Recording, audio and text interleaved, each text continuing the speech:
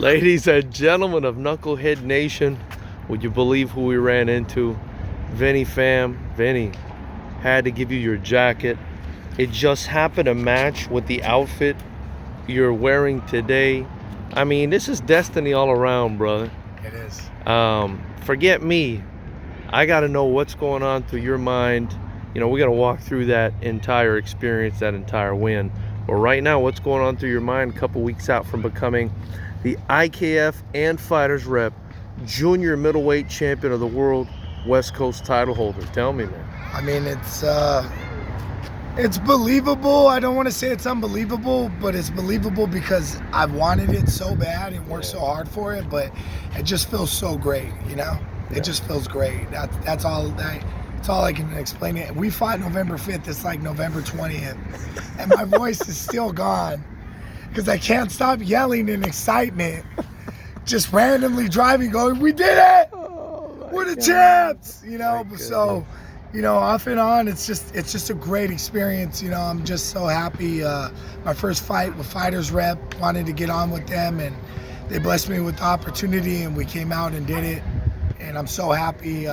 My last fight as an amateur, and it was really important for me to be an IKF champion. And I'm ready to go pro come 2022. We're talking about February. Where, Anaheim Convention Center? That's what we're talking about. We're trying to close the deal on that arena. God willing, it goes through at the convention center, the arena at the convention center. I think it'll be a beautiful experience for the FightersRep fighters, including yourself, guys that fight for us. I think the community will love it, man. I mean, I can't wait. I'm excited. Yeah. You know, after we put down these turkey and tamales, that's it. We go right back to diet, right back to training, baby. Right, and we've got, you know, a very interesting debut for you. Your opponent will be debuting as well. We'll talk about that maybe a little later. Yeah. But, you know, I want you, you know, you mentioned you fought for an IKF title a couple times. In the past, you came up just short. I said, man, I think Vinny is a great fight for Gabe Silva. I made the fight. It was the third time, and the third time was a charm for you, you know. But kind of tell me about your mindset going into the fight, during the fight, and, you know, walk me through what happened and what was going on in the mind of Vinny Familari as everything kind of, you know, happened. Yeah, I mean, for me, you know, I knew that this was my third time. So in 2019, I fought. I came up short, 5-round decision. Can't leave it to the judges. It happens. Yeah. You know, no excuses. And then I was getting ready for another guy. The fight dropped out. They booked me 2 months after that, getting ready for him again, and he dropped out. So I was really upset because, you know, I wanted this IKF title. Then I got a call from another promotion. Hey, we heard your fight dropped out. You want to fight? I go, look, I'm only fighting if it's for an IKF title. They go, let me see what I can do. So they got me a guy, but it was at a higher weight class, 185. Yeah. Guy was 6'4". It was gigantic. Jeez, it was like Groot. I would say it was like Groot versus Rocket, you know? Yeah. And the guy was good. He just got back knocking people out in Thailand and Max and stuff, I overheard. And I went, almost knocked me out the first round, survived. And I fought a 5-round fight, and I felt like I came back and won. Went to the judges. He got the decision, no excuses. But as I sat there at the end of 2019, I was like, all right, 2020. I wanted to turn pro, but I really wanted this IKF title, you know? Yeah. It really says you're ready for pro. Right. You know, and I've always been a fighter that I didn't want to turn pro too soon because I've seen fighters that have done that. And I said, this is what your amateur career is for. Now, mind you, when you fight amateur in Southern California, you're fighting the best of the best. It's not no chump amateur fights, and I fought the best of the best. I tell people that all the time. You know what I mean? The pool is deep here. In California, Southern California, the pool is deep. You're fighting, and the amateurs are training just alongside with the pros, and like pros. So the only difference is there's 1 minute less, and these guys come headhunting right out the gate, you know? Right. So going into 2020, I was like, I don't know if I should go pro. I should fight one more time amateur. I still want another shot at the IKF. And then, you know, COVID happened, the lockdowns, all this stuff. So coming into 2021, I gained a lot of weight. I was 230. And I just started training in February going, man, I need to train, just move around just for weight loss and for being healthy physically and mentally, you know. Training does a lot of that as fighters. 230. 230. I was big. I'll post a video soon. You know, you can go to my Instagram, Vinny Fam00. You'll see the video. I was 230. I was big. I've never been that big in my life. Vinny, you won this title at 159. 159, Vinny. yeah. So I started training, and in my head I was going, "You're old. Give it up. Your heydays behind you. You're too big. You got too many injuries. You know, you're done. You give it up. You went twice. You lost. It's not for you." And then finally I just turned that switch and I said, "No, we're gonna lose this weight." And then the weight started coming off, and I said, "No, we're gonna get a fight." And then the fight started being offering, and people started looking for fighters, and I said, "We need to get on." And I told Coach Steve De La Paz, I go, "I want to get on FightersRep." They had a fight, FightersRep 10, right? Was the last one? Right. And I wanted to get on that one. But then, you know, we started making some noise, and the FightersRep reached out to us for FightersRep 11, and it was all meant to be, you know.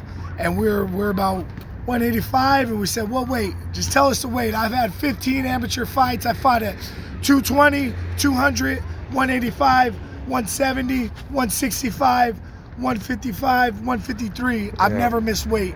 I said, "You give me a shot, and I'll make weight, and I'll be there." They said 159 versus Gabe Silva.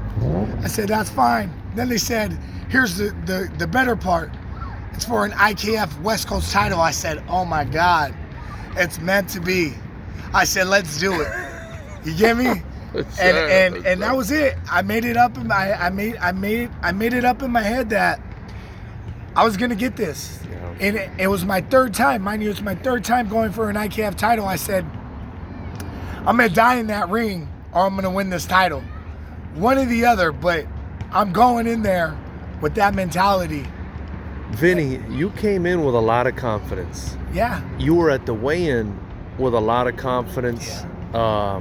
You were positive. You were happy. You made the walkout. I mean, people go back and watch the fight, which, again, it's like a weird, you know, universal synchronicity or something. We dropped your fight today, and we planned it. I mean, we scheduled it to drop today, and I just happened to see you today. Nice. And also, your highlight comes out tonight. This is all by chance. But anyway, we drop your fight today, but you know, people can go back and watch it. They see you in the walkout. David Huey's talking about, this guy's not frazzled. You know, same with John Arredondo. I mean, they're commentating. They're saying, hey, this guy's not frazzled by this experience. He's got enough experience under his belt where this is not getting to him. You know, kind of take me through that. I mean, you went from kind of doubting yourself, you said, and you just made a decision, turned a switch. You were 100% confident, it seemed, going into that fight and in that fight. I was, to be honest, I was. And as I started warming up, I kept going over my affirmations, and it's where I said, "I, Vincent Familari, will put on the best fight of my career and defeat Gabriel Silva in spectacular fashion and be crowned the IKF FightersRep West Coast champion." And you said that before the fight as well. I did, because that was the affirmations that I did with one of my sports psychologists slash bosses, good friend of mine, Danny Molta. Shout out to Danny Molta at AO Elite. We went over it and we wrote it out and really, you know, made it specific and goal orientated and put the dates on it and everything. And I was going over it in my head every day up into the fight. And as we were warming up, I just said, the best fight of my career. The best fight of my career. I said, I'm going to fight this fight like a pro. And there was pros on that card, and I said, I'm going to fight it just as good. You're not going to know the difference. Right. I mean, mind you, the spinning back fist is what got him. My goodness. My goodness, what a shot that was. It was a good shot. You know, I mean, I wasn't training it specifically, but I did see it in my head as I envisioned the fight time after time. How can I get him? Because I studied him a little. He pulls back. Said, what could catch him? I go, oh, if I miss a kick, and then follow through. Right. But it was actually, I missed the low kick and followed through on this side. Right. And it got him. So maybe it was just meant to be. Maybe it was just something that happened. I mean, obviously it was meant to be. Let me correct myself. It was meant to be. And then I just went for the finish, you know? How are you feeling up until that back fist landed, because I mean, we didn't have a lot of time to see you two go at it. Yeah. But it looked like he was long, he was rangy, and it was a pretty good fight up until then. Yeah, it was. And you know what? We went in, we felt it out, and I was trying to find my range, and then he hit me with the real good jab, and I found my range by him jabbing me. And I said, okay, I can be about this close before he can touch me. Yeah. And I said, I got to work from here. I got to figure it out. So as soon as he jabbed me, people go, man, I watched the video. He hit you and your eyes just went, and you changed. You got mad. I go, I didn't get mad, but I turned it on. Right. And I said, okay, we're going to fight. And when he jabbed me good. I said, that was a good jab. And I looked at him, and he looked serious. He looked serious. So I go, okay, he's here to fight. Let's fight. And, you know, I caught him and went for the finish, and I got the finish, and I got crowned the IKF Fighters Rep West Coast Championship, and that's history. Now, when you spun around after missing that low kick, and you went for the back kick, and it connected, as soon as it connected, you know, did you feel like, oh, I got him good, or did you realize you got him good once you saw him kind of stumbling around? I mean, I felt like I got him, but I realized it when he started stumbling. And then I was trying to get him. Now, if you've ever been in the ring and fought somebody and they're big, sometimes they go Gumby on you. Yeah. They get real Gumby, but their legs are still holding them up, but they're heavy because they're almost falling over on you. Right. So as he had his arms and I tried to go with my arms and go over, you know, it was just me trying to land the right shots. You know, Dan gave him an 8 count, right thing to do, right? And I really respect him. Let me say this. I really respect him because he was almost out on his feet after that back fist. But his heart kept him up. Right. He did the 8 count, and he came back to fight, and he stayed up. I mean, I was putting bombs on him. I was throwing on him. And he stayed up from that side of the ring to the other and went out like a warrior and went out on his shield and sword. And I just told a friend of mine that. I go, as a fighter, I respect it because there was no other way I'd rather go out. Right. You know what I mean? Right. So much respect to him once again. I wish him the best. I want to see him back. He's going to be better than ever. I think so too. And I look forward to seeing that. I wanted to ask you, you know, once you heard him and that 8 count happened, they separated you. I mean, you were just on pins and needles ready to go after him. Yeah. You know, you made the choice to attack, to go for broke. You could have been patient and sat back. You know, a lot of people say veteran move. He didn't give him any breathing room. Gotta tell me about that. You know, why'd you go that route? It was ring experience. Yeah. I think one of the things for him is like going back to it, when you get rocked, you don't realize that all you're on is your heart, and pardon my French for letting me speak Italian, but your heart and your balls. You know? For sure. And that's all you got. And if you don't know no better, you're gonna go forward. I've done that mistake. Got knocked out myself, a matter of fact. Yeah. So I learned from that one. Then I watched the thing on Muhammad Ali and George Foreman saying his corner said, don't get up till we tell you to get up, take the 8 count. So he goes, he was waiting to get up. So I go, that's smart, just take the 8. If you're knocked down and you're rocked, sit there and take the 8 count, get back up, move around, try to get your bearings back. Yeah. I made another mistake going forward in another fight. Veteran stuff, right? Learning from fights. And then the third time, I got rocked and I moved around, you know? So I learned. But that was veteran move, but it was also from understanding being rocked and knowing that's when you go in for the kill. You don't let them recover. Yeah. So that's why I went that way. You know, a lot of people online, he's wild, he's a brawler, blah, blah, blah. But they don't realize what happened. That was all out, go for the kill. Yeah. You know, it was the shark smells blood, baby, that's it. You're going for the kill. So that's what I did. Now, in that exchange, you know, where you were trying to get him out of there, you landed a big right. It connected.